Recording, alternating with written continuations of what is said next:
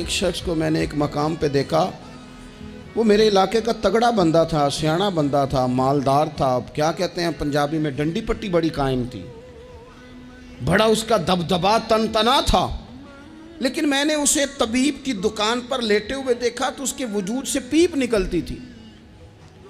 میں نے اسے کہا، یار تیرے نام سے تو لوگ خوف زدہ رہتے تھے، تیرا نام لے کے تو لوگ بچوں کو ڈرایا کرتے تھے، تجھے کیا ہوا؟ تو کہنے لگا، بس جب خدا کا حکم آیا، جب وہ پکڑنے پہ آیا تو پھر حال یہ ہوا کہ ایک غریب مچھیرا مچھلیاں پکڑنے کے لیے دریا میں سارا دن بیٹھا رہا، اسے مچھلی نہ ملی، شام کو روئی پڑا کہ مالک میرے تو بچوں کے پاس کھانے کو بھی کوئی شے نہیں۔ تو ایک مچھلی شام کو بڑی محنت کے بعد ایک بڑی مچھلی اس کے ہاتھ لگی۔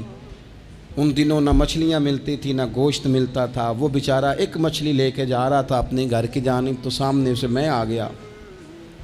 جو طریقہ ہوتا ہے، کدھر لے کے جا رہے ہو، کہاں سے لی ہے؟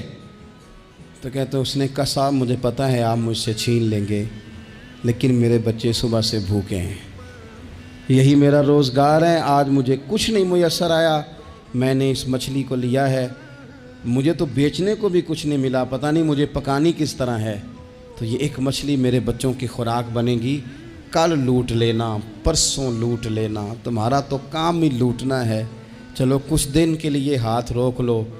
کہتے ہیں اس نے جب یہ کہا تو میں نے ایک تھپڑ مارا اور اس آدمی سے مچھلی چھین کر میں نے اسے پکڑ کے گھر لا رہا تھا میں، اس مچھلی نے، حالانکہ مچھلیاں کاٹا نہیں کرتی، کہنے لگا اس مچھلی نے ناخن پر میرے پورے پر تھوڑا سا کاٹا ہے، اور میں نے کہا کوئی بات نہیں، مچھلی ذرا بڑی تھی، اس نے کاٹ لیا، میں نے تھوڑی سی پٹی باندھی اور گھر والوں کو کہا مچھلی پکا دیں، انہوں نے پکائی کھائی، کچھ پتہ ہی نہیں تھا۔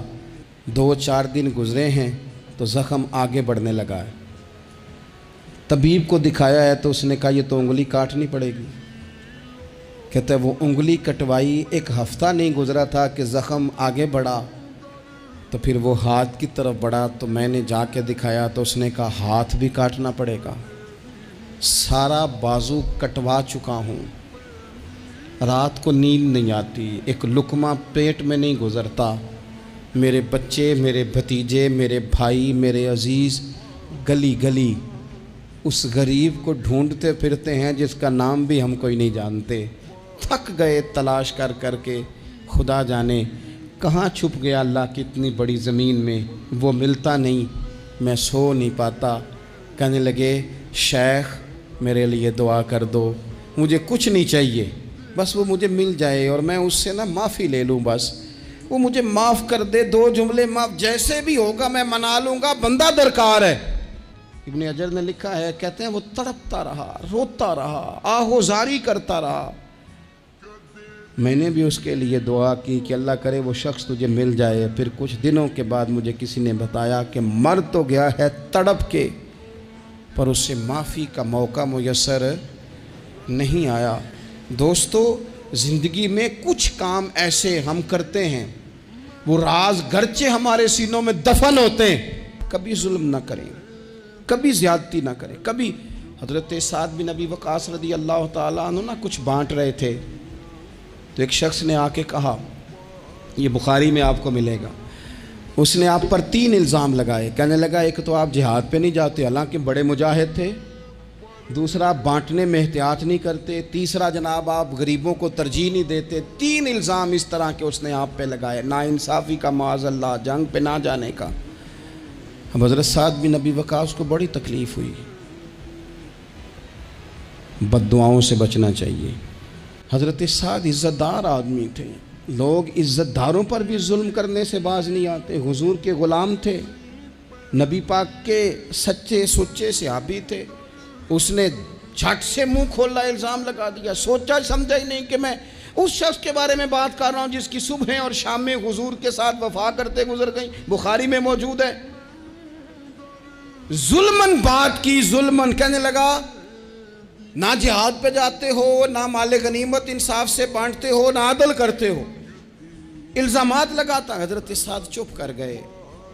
کئی دفعہ نفیس آدمی وہ اس کو تکلیف ہوتی ہے وضاحت دیتے بھی کہ میں وضاحت دوں، اب اب یقین کریں وضاحت دیتے بھی تکلیف ہوتی ہے. حضرت سعد بن ابی وقاص خاموش ہو گئے, چپ کر گئے. لیکن اس وقت سے ڈرنا چاہیے جب کوئی اپنا مقدمہ رب کی بارگاہ میں پیش کرے, رات کو اللہ کے حضور شکایت کرے. حضرت سعد بن ابی وقاص نے 3 دعائیں کی اس کے لیے, دعائے ضرر, بد دعائیں دی 3. کون سی؟ کہا اے اللہ اس کی عمر لمبی کر دے, اے اللہ اس کا فقر بڑھا دے. تیسرا کہا اے اللہ اسے فتنوں میں مبتلا کر. اس نے مجھے اذیت دی, تکلیف دی, میں نے تو ساری زندگی وفاداری میں گزاری اور یہ مجھے کیا کہہ گیا جاتے ہوئے. ایک تابعی بزرگ ہیں, وہ فرماتے ہیں اور بخاری میں موجود ہے, تابعی بزرگ فرماتے ہیں میں نے اس بوڑھے کو دیکھا, اتنی عمر لمبی ہو گئی تھی کہ بھویں جھک گئی تھیں, اور حال یہ تھا کہ مانگتا پھرتا تھا. ایک دفعہ روٹی کھاتا تو بھوک ختم نہ ہوتی, پھر مانگنا شروع کر دیتا. فقر لمبا ہو گیا. اور فرماتے ہیں فتنے کا یہ حال تھا کہ نہ اب خواہش تھی نہ اس کے وجود میں اتنی طاقت تھی, لیکن راہ سے گزرتے معاذ اللہ ثم معاذ اللہ کسی خاتون کو چھیڑ دیتا, اسے جوتے پڑتے, اسے تکلیف ہوتی. تو جب لوگ اسے پوچھتے یہ تو کیا کرتا ہے, تو کہتا یہ حضرت سعد بن ابی وقاص کی دعا ہے جو میرا پیچھا کرتی. یہ میں نے ان پر ظلم کیا, زیادتی کی, الزامات لگائے, دل توڑا, یہ دعا ہے جو مجھے جینے نہیں دیتی. خدا را اپنے لہجوں پر, اپنے انداز پر تھوڑی توجہ دیں. ہم مطلب وہ جب ہمیں پتہ ہوتا ہے نا کہ یہ سامنے والا کمزور ہے, 2 باتیں سن لی ہیں تو پھر ہم 100 سناتے ہیں. یہاں سے ظلم شروع ہوتا ہے, یہاں سے. بندہ دیکھ کر لوگ اس کے ساتھ رویہ اختیار کرتے ہیں. بندہ دیکھ کر میری غربت نے کیا مجھ کو زمانے میں بدنام, تیری دولت نے تیرے عیب چھپا رکھے. حضور فرمانے لگے مظلوم کی بد دعا سے بچنا.